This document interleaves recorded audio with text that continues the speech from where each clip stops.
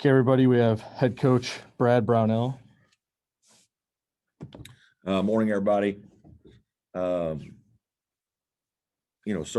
excited about our last win with NC State. Thought our guys played great, and hope we can use the momentum from the end of that game in the game here on Saturday night against North Carolina. They're coming off a couple nice wins, big late game shot by Playtech to get a great win against Miami on the road. Road wins are hard. So they've got a little momentum themselves. Should be a great game. Obviously, tremendous size along their front court. The rebounding is probably the best in the country. Speed on the perimeter, just typical Roy Williams team where they're get it out and come after you and try to jam the ball inside and rebound and fire out of it. I think their defense is better this year for certain. They're a little more aggressive than they were last year and defensively, and have caused some problems for teams that way. So it should be a really interesting competitive game. Looking forward to it. Questions? Hey, Brad. That's Larry. Good morning. Morning. I'm curious, as encouraged as y'all are over what you've achieved to date, how optimistic are you sort of about the long-term upside, given that, you have a couple of freshmen who are going to get better. You have Chase Hunter, who has a lot of room for growth, and how much more you think this team can achieve when some of those guys maybe maximize what they can do. I think the first thing I would say is I'm not worried. I'm not getting too long-term this year. I think I don't know that this is a year to be that way, especially with COVID. And, there's a ton of adversity that can pop up. I'm really pleased. Obviously, we're off to a great start and got a lot of guys that have played well. Some guys that we think can develop, as you mentioned. I agree with you on all that. I think we have some guys that are going to continue to get better, need to continue to get better if we're going to sustain the kind of success we want to have. But it's not something that we talk about. It's not something that, I spend a lot of time worrying about. I'm just trying to have a good week every week. I've told you guys in the past, I really just kind of focus on it week to week. And so not worrying too much about, what the future holds. The league's going to be really hard. And it's not just the teams and the games. It's, I just think this is challenging times for players, and it probably brings an added element as a coach that you're kind of always worried about your guys just mentally and being fresh. And, there's just a lot of challenges. But I understand where you're going with the question. I certainly think we have some guys that can play better and will get better, and they're going to need to if we're going to finish the way we want to finish. Coach Joe Gorcho, WIS in Columbia. I want to hit on that last point you just mentioned, like the mental component, because we talked about it right before Christmas break. So how are you planning on managing that throughout the rest of the season? There's not that Christmas break coming in. So how do you plan on managing that component so you guys can still find success on the floor and be? Yeah, it's hard. I mean, I think you're trying to read your team. You're trying to read your players, get a feel for them, talk to them, see what you think they need. Just for example, I mean, what happened in the state with the Capitol the other night, we talked about it briefly with our team yesterday morning. That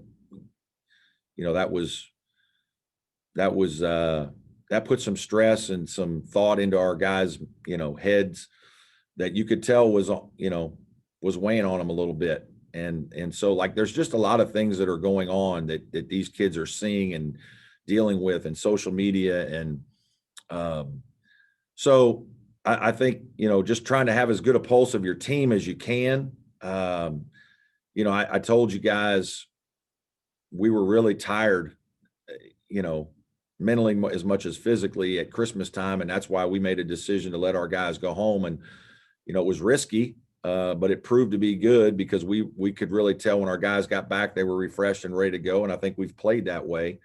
But how do you manage that now? I don't know. There's no playbook for this. Like it's, you're just kind of going by feel. And I think as much as anything, you're trying to have tremendous relationships with your players so that you can get an idea of what's on their minds. There might be some things that you haven't anticipated, and you're trying to keep your guys fresh physically. And that's, that can be challenging as you kind of get into the season and there's more bumps and bruises and wearing and tearing. And that's what's hard about basketball is, the highs and lows of these games are so, we've been fortunate. We've won an overtime game and a late win on the road against Miami. And the emotion that comes with that, you got to get geared back up in 48, 72 hours, and you better be ready to compete again. You're in another one. And so I don't think I'm answering your question with any kind of great answer, but that's what makes coaching basketball sometimes really, really difficult.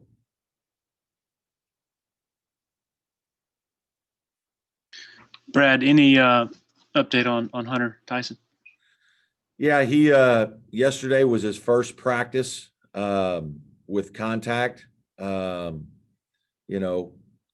don't know if he'll play Saturday. There's a chance. We're kind of waiting and seeing. I think the doctors have to okay it. Obviously, they've okayed him to be involved in practice, and so he was involved in some of practice yesterday. He had done just a little bit of 5-on-0 and some shooting, before NC State.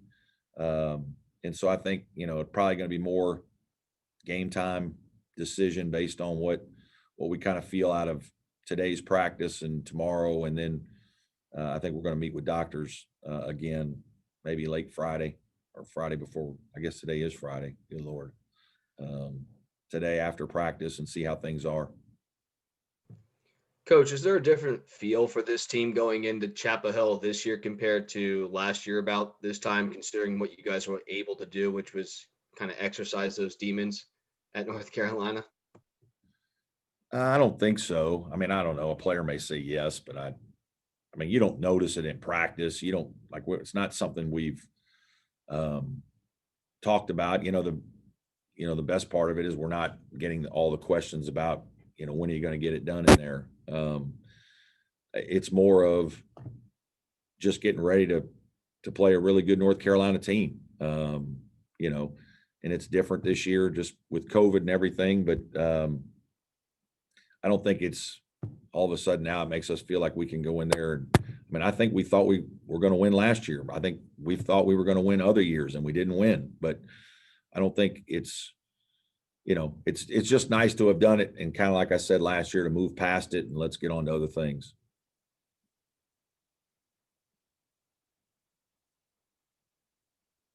That said, what do you think is the biggest challenge against North Carolina for your guys? Well, their size. We're not a big team at all. We're probably smaller than a lot of teams in our league, and they're probably the biggest team in our league. And so obviously their ability to play in the paint, rebound the ball, protect their basket area because of it. And then it's the same things every year. They're outstanding in the transition game. And I think they're playing with confidence. I think they've, it's great when you win a couple games like they've won and we've won, because it gives your guys a boost and gives you some energy and some juice leading into the next day of practice. And then you kind of got a little, pep in your step for the next game. And I think in this year that can be important.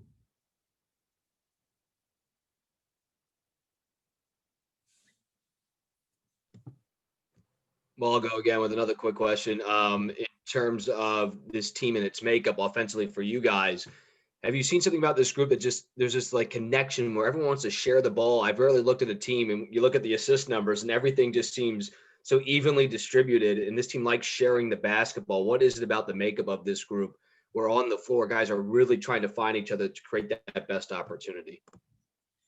Yeah, I just think that we have we have a lot of guys that do different things well. And I think our guys really like each other. That's probably number one, is our guys really like each other. And I think you can see that in the way we play.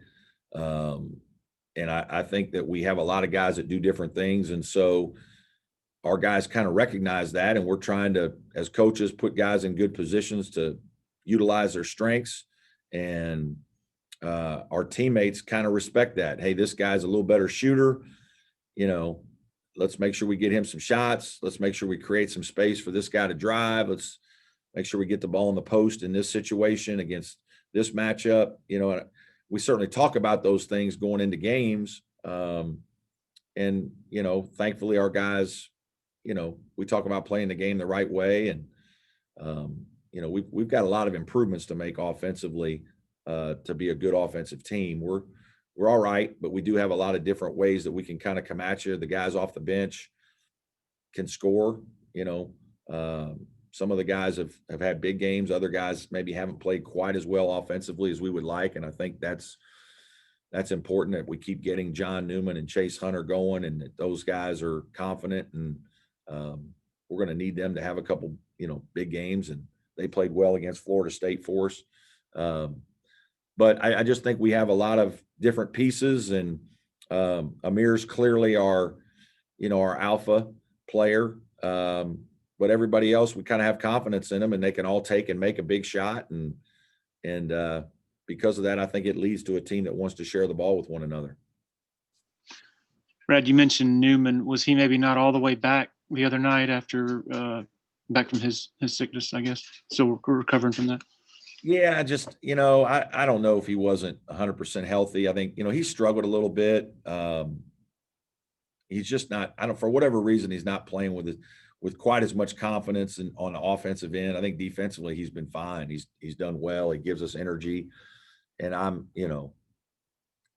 it's just a matter of time before he kind of has a good game and it kind of all comes together for him. And, he's probably had a lot of adversity with the injuries and the concussion, and he hasn't felt well a little bit, at times. And sure, John's a guy that does need to practice. He plays better when he has consistent practices. Most guys are that way, but there are a few guys that they can be out a while and it doesn't bother them as much. John just kind of needs the rhythm and feel of everyday work to kind of, I think, for himself as much as anything. And so, yes, there's probably a little bit of that, him being away from being sick again wasn't good. And, he had a good practice yesterday, should have a good practice today, and hopefully he's going to kind of turn the corner here a little bit.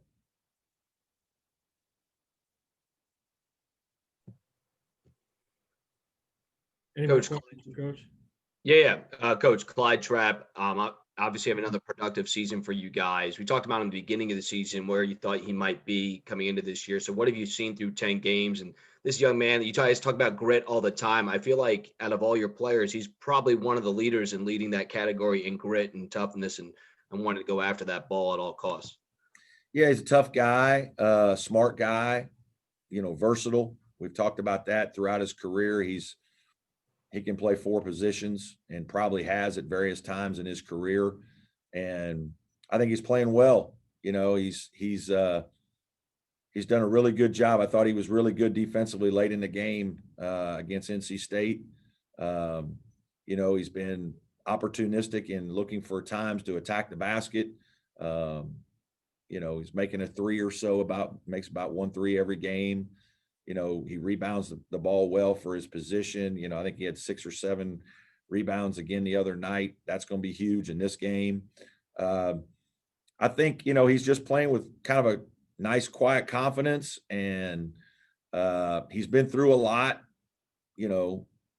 as a player, certainly, but, with all the injuries and all the things that he's had to deal with. And so I think he's right now, seems to be in a good place. And, he's doing a good job of kind of talking to guys on our team about the right things. And I think, there's a big part of why we're playing well as a team is he's been very solid. He's not scoring 15 a night or anything like that, but he's getting us anywhere from 8 to 12, and he's getting us 5 to 6, rebounds. And, he might have a game where he's got 5 assists and 1 or no turnovers. And he just kind of does a lot of little things that you need done to win a game. And, I think, that's why he's played a lot.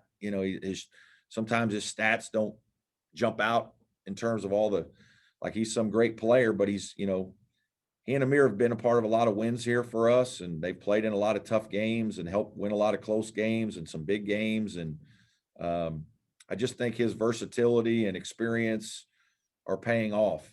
And he's had a very good start to his senior year. You mentioned Sims and Trapp being a part of a lot of wins here with your program. Does that help when you guys are off to a great start to keep kind of that even keel and not allowing guys to get ahead of the process, just so they stay involved in what it takes to keep on winning as opposed to dreaming big at this point? Because I'm sure it's tempting when you're in the top 20, you're 9-1. Players might be more inclined to be like, hey, here we come. And I'm sure those two guys help keep the team where they need to be.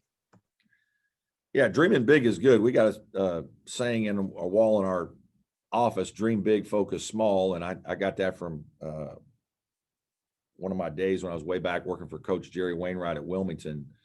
And so that's a good thing, I think. But dreaming big is good as long as you are focusing small on the details, on what's right in front of you, understanding why, you're doing what you're doing, what it takes to get where you want to go. And so that's good. We promote that in our program. But certainly those guys, yes, they've been through the wars.